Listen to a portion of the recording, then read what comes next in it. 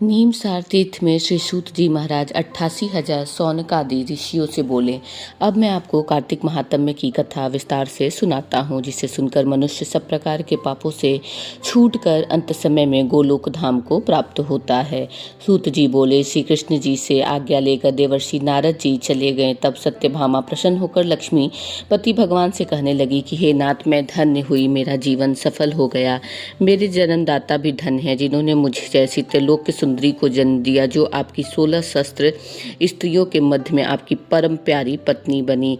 मैंने वह कल्प वृक्ष आदि पुरुष आपके साथ नारद जी को विधि पूर्वक दान में दे दिया, परंतु वही कल्प वृक्ष मेरे घर लहराया करता है, जिस बात को मृत्युलोक में कोई भी स्त्री नहीं जानती है। हे त्रिलोकीनाथ, हे मधुसूदन, मैं आपसे कुछ पूछना चाहती हूँ। जो आप मुझे प्रिय कहने की इच्छा रखते हैं, तो आप मुझे विस्तार पूर्वक कार्तिक महात्म्य की कथा सुनाइए, जिसको सुनकर मेरा हित हो तथा जिसके करने से कल पर्यंत भी आप मुझसे विमुख न हो। सूत जी बोले, सत्यभामा के ऐसे वचनों को सुनकर हंसते हुए श्री कृष्ण जी सत्यभामा का हाथ पकड़कर तथा अपने सेवकों को वहीं रोककर विलास युक्त अपनी पत्नी को कल्प वृक्ष के नीचे ले गए और हंसकर कहने लगे कि हे प्रिय, 16,000 रानियों में से मुझे तुम प्राणों के समान प्यारी हो। तुम्हारे लिए मैंने इंद्र के साथ देवताओं से भी विरोध किया था। हे कांते, जो बात तुमने पूछी है उस अद्भुत बात को सुनो। सूत जी बोले, एक दिन से कृष्ण भगवान ने सत्यधामा की प्रिय कामना के लिए गरुड़ पर सवार होकर इंद्रलोक जाकर कल्प वृक्ष मांगा। तब इंद्र ने के मना कर देने पर गरुड़ का इंद्र से घोर युद्ध हुआ और गोलोक में गरुड़ जी ने गौ से युद्ध किया। गरुड़ की चोंच की चोट से उनके कान और पूंछ कट करके गिर पड़े। उनके रुधिर से 3 वस्तु उत्पन्न हुई, कान से तंबाकू, पूंछ से गोभी और खून से मेहंदी। इन तीनों के प्रयोग करने से मोक्ष की प्राप्ति नहीं होती है। तब गौ ने भी क्रोध में भरकर गरुड़ को मारा, जिससे उनके 3 पंख टूटकर गिर पड़े। इनके पहले पंख से नीलकंठ, दूसरे से मोर, तीसरे से चकवा चकैया उत्पन्न हुए।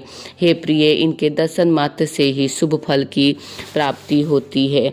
हे प्रिय, जब मैं हर चीज़ दे सकता हूँ, तुम्हारा हर एक कार्य पूरा कर सकता हूँ और हर बात तुमसे कह सकता हूँ, तो क्या तुम्हारे प्रश्न का उत्तर भी न दूंगा? हे प्रिय, जो बात तुम मेरे से पूछो उसका जवाब मैं दूंगा। यह सुनकर सत्यभामा बोली, हे प्रभु, मैंने पिछले जन्म में कौन से दान, व्रत और जप नहीं किए हैं? मेरा कैसा स्वभाव था तथा मैं किसकी पुत्री थी और मुझे मृत्युलोक में जन्म लेना पड़ा? मैंने ऐसे कौन से शुभ कर्म किए हैं जिससे आपकी मैं अर्धांगी बनी? अपने साथ गरुड़ पर सवार होकर मुझे इंद्र आदि देवताओं के स्थानों में भी ले जाते हो। तब श्री कृष्ण बोले, हे प्रिय, तुम ध्यान लगाकर सुनो। जो तुमने पूर्व जन्म में शुभ कर्म किए विस्तार पूर्वक कहता हूँ। तुम किसकी पुत्री हो? कहता हूँ, पूर्व समय में सतयुग के अंत में मायापुरी में अत्रि गोत्र में देव शर्मा नाम का एक ब्राह्मण वेद वेदांत का जानने वाला रहता था। वह रोज अतिथियों की सेवा, हवन और सूर्य भगवान की पूजा किया करता था। उसका तेज सूर्य के समान तेजस्वी था।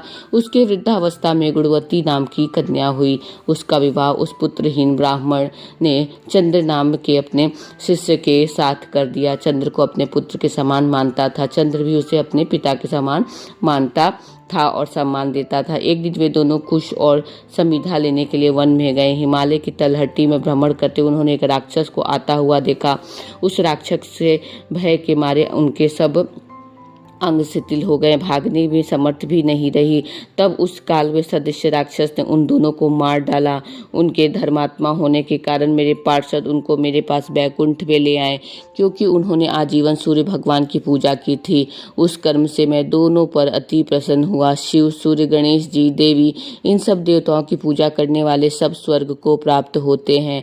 मैं एक होता हुआ भी काल और कर्मों के भेद से 5 प्रकार का होता हूँ।